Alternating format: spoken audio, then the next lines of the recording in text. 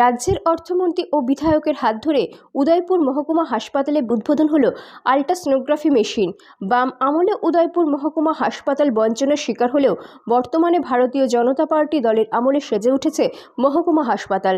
বর্তমানে ত্রিপুরা সুন্দরী মহকুমা হাসপাতালের সব রকমের পরিষেবা দিতে বদ্ধপরিকর ভারতীয় জনতা পার্টি দল।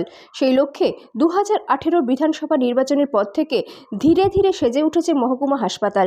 হাসপাতালে বসানো হয়েছে অত্যাধুনিক নানা মেশিন, যার সুফল পাচ্ছে গোমতী জেলাসহ অবিভক্ত দক্ষিণ জেলার সকল মানুষ।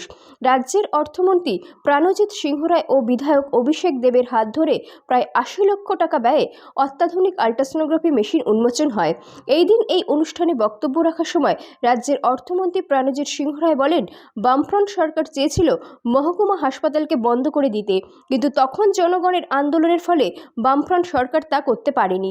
বর্তমানে ভারতীয় জনতা পার্টি দল স্বাস্থ্যক্ষেত্রে ব্যাপক উন্নয়ন করেছে, যার ফল পাচ্ছেন সাধারণ মানুষ।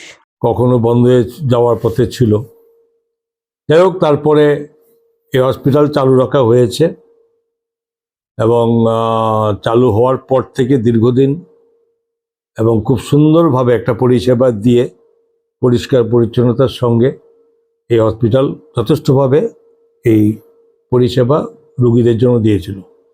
এবং এই মুহূর্তে যেটা আজকে আমাদের নতুন যেটা খুব দরকার ছিল যে এই সোনোগ্রাফি, এটা আমাদের চালু করা হচ্ছে, যেখানে খুব পেশেন্ট আছে, আমাদের গর্ভবতী মা বোনেরা আছে, বিভিন্ন রকমভাবে এটা করার জন্য ব্যবস্থা আমরা করেছি।